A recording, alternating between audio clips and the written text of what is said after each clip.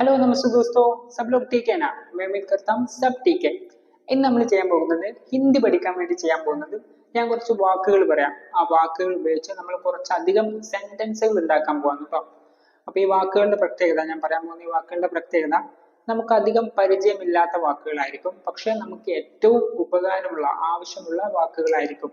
ആയിരിക്കാം, ചിലപ്പോൾ സാധ്യതയുണ്ട്, നമ്മൾ കേട്ടിട്ടുണ്ടാവില്ല, എന്നാൽ നമുക്ക് ഏറ്റവും കൂടുതൽ ആവശ്യമുള്ള വാക്കുകളായിരിക്കാം. ഓക്കെ, അപ്പൊ നമുക്ക് സ്റ്റാർട്ട് ചെയ്യാം.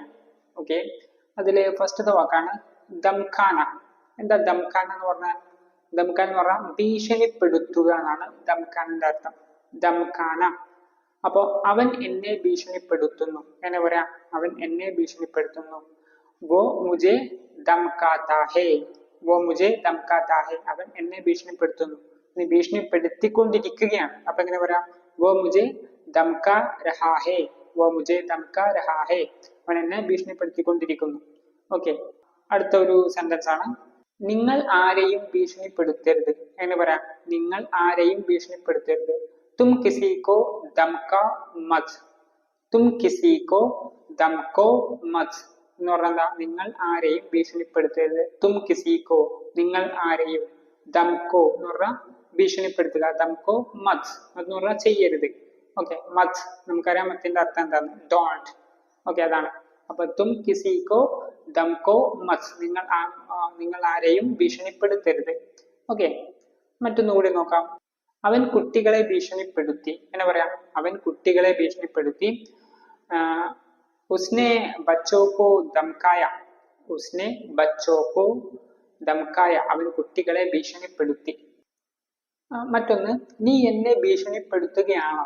ക്വസ്റ്റ്യൻ ആണ്. നീ എന്നെ ഭീഷണിപ്പെടുത്തുകയാണോ? നമുക്ക് ചോദിക്കേണ്ടത് ചിലപ്പോ അല്ലെ? അപ്പൊ എങ്ങനെയൊക്കെ നമുക്കറിയാം ഇതൊരു ക്വസ്റ്റ്യൻ ആണ്. അപ്പൊ ഫ്രണ്ടിൽ എന്ത് വരും? ക്യാ ഇട്ട് കൊടുക്കുക. ക്യാ.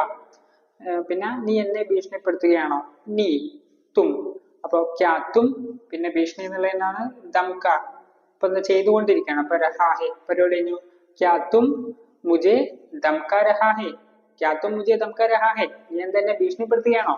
ക്യാ തും മുझे धमका रहा है. നീ എന്നെ ഭീഷണിപ്പെടുത്തുകയാണോ? അടുത്തൊന്നും കൂടി നോക്കാം. ഞാൻ ആരെയും ഭീഷണിപ്പെടുത്തിയിട്ടില്ല എന്ന് പറയാം. ഞാൻ ആരെയും ഭീഷണിപ്പെടുത്തിയിട്ടില്ല. मैंने किसी को धमका नहीं है. मैंने किसी को धमकाया नहीं है. ഞാൻ ആരെയും ഭീഷണിപ്പെടുത്തിയിട്ടില്ല. मैंने ഞാൻ, കിസിക്കോ ആരെയും, ധംകായ ഭീഷണിപ്പെടുത്തി, നഹി ഇല്ല.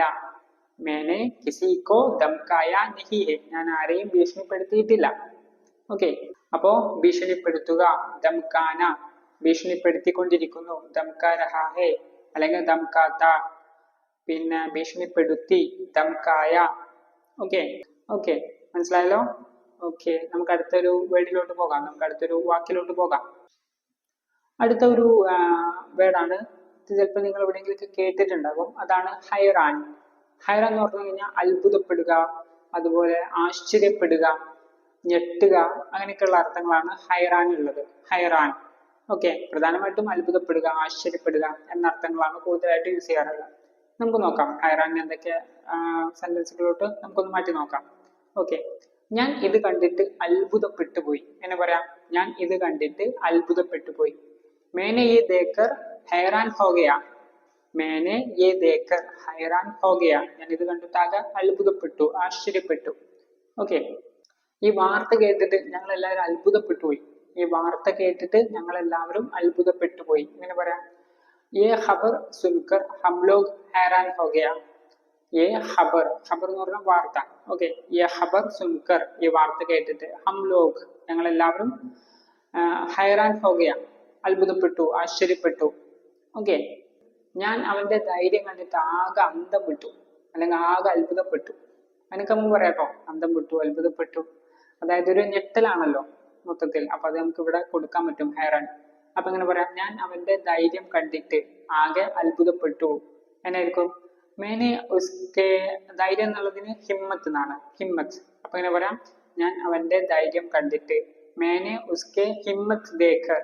मैंने उसके हिम्मत देखकर, ഞാൻ അവന്റെ ധൈര്യം കണ്ടിട്ട് ഹൈറാൻ ഹോ ഗയ, അത്ഭുതപ്പെട്ടു, ആശ്ചര്യപ്പെട്ടു, ഞെട്ടിപ്പോയി, അങ്ങനെയൊക്കെ പറയാം. ഓക്കെ, मैंने उसके हिम्मत देखकर हैरान हो गया. ഞാൻ അവന്റെ ധൈര്യം കണ്ടിട്ട് ആകെ ഞെട്ടിപ്പോയി. അപ്പൊ ഹൈറാൻ എന്ന് പറഞ്ഞു കഴിഞ്ഞാൽ ആശ്ചര്യപ്പെടുക, അത്ഭുതപ്പെടുക, ഞെട്ടുക എന്നൊക്കെ അർത്ഥങ്ങൾ നമുക്ക് ഹൈറാൻ യൂസ് ചെയ്യാം. മനസ്സിലായല്ലോ? അടുത്തൊരു വാക്ക് നോക്കിയാലോ. അടുത്ത വാക്കാണ് യക്കീൻ. യക്കീൻ എന്ന് പറഞ്ഞു കഴിഞ്ഞാൽ വിശ്വാസം, ഉറപ്പ് എന്നൊക്കെയാണ് യക്കീന്റെ അർത്ഥം. അപ്പോ നമുക്ക് കുറച്ച് സെന്റൻസ് ഉണ്ടാക്കി നോക്കാം യക്കീൻ വെച്ചിട്ട്.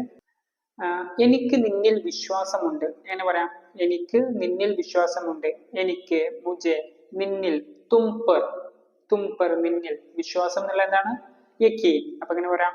മുജെ തുംപർ യക്കീൻ ഹെ, എനിക്ക് നിന്നിൽ വിശ്വാസമുണ്ട്. മുജെ തുംപർ യക്കീൻ ഹെ, എനിക്ക് നിന്നിൽ വിശ്വാസമുണ്ട്. ഓക്കെ. ഇല്ല എന്നാണെങ്കിലോ നെഹിട്ട് കൊടുത്താൽ മതി. നെഹിട്ട് കൊടുക്കുമ്പോൾ എങ്ങനെയായിരിക്കും? മുജെ തുംപർ യക്കീൻ നഹി ഹെ, എനിക്ക് നിന്നിൽ വിശ്വാസമൊന്നുമില്ല. ഓക്കെ. നമുക്ക് മറ്റൊന്ന് നോക്കാം. നിനക്ക് ഉറപ്പാണോ എന്ന് ചോദിക്കാം. നിനക്ക് ഉറപ്പാണോ? ഒരു ക്യാ ചേർത്തെടുത്താൽ മതി. ക്യാ തുമേ യക്കീൻ ഹെ, ക്യാ തുമേ യക്കീൻ ഹെ, നിനക്ക് ഉറപ്പുണ്ടോ? നിനക്ക് ഉറപ്പാണോ? ഓക്കെ. ക്യാ തുമേ യക്കീൻ ഹെ. മറ്റൊന്ന്, എനിക്കെന്റെ കഠിനാധ്വാനത്തിൽ വിശ്വാസമുണ്ട്. അതായത് എനിക്കെന്റെ ഹാർഡ് വർക്കിൽ, എനിക്കെന്റെ ജോലിയിൽ, എനിക്കെന്റെ അധ്വാനത്തിൽ വിശ്വാസമുണ്ട്. എങ്ങനെ പറയാം?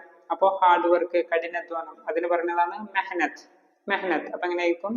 മുജെ അപ്പിനെ മെഹനത്ത്, മുജെ അപ്പിനെ മെഹനത്ത് പർ, എനിക്കെന്റെ കഠിനാധ്വാനത്തിൽ, എനിക്കെന്റെ ജോലിയിൽ.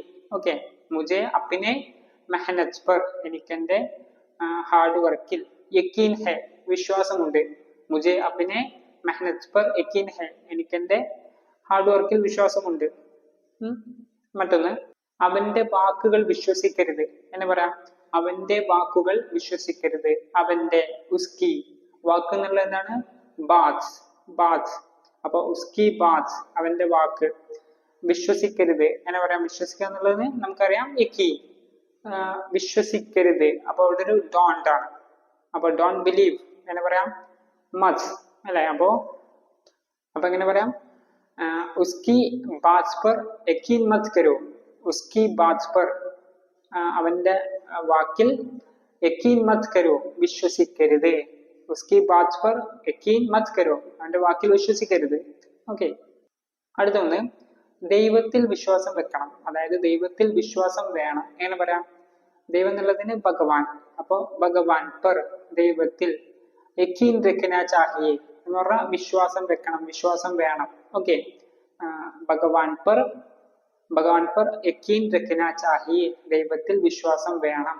ഓക്കെ. ആ രഖ്ന എന്നുള്ളത് വിശ്വാസം വെക്കണം, വിശ്വാസം വേണം എന്ന് ഒരു സ്ട്രെങ്ത് കൊടുക്കാനാട്ടോ. ഓക്കെ. അപ്പോ ഭഗവാൻ പർ